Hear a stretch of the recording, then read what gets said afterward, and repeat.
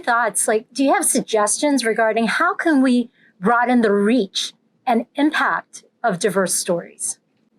There is such a tendency to pigeonhole stories.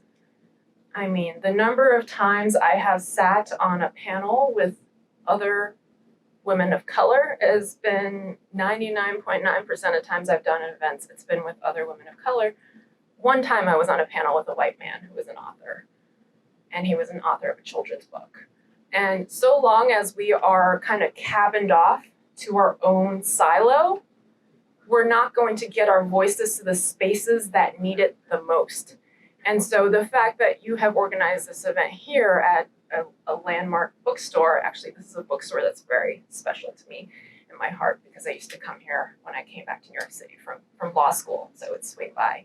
And what Jenna Bush did by picking my book, and I'm just extremely fortunate that it happened that way, catapult stories that are, yes, representative of certain cultures and heritages and races, but also talk about a universal humanity.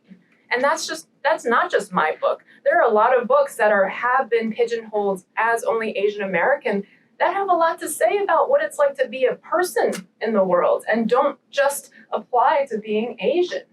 And that tendency to categorize really, I think, harms society and deprives a lot of readers from stories that are important to receive.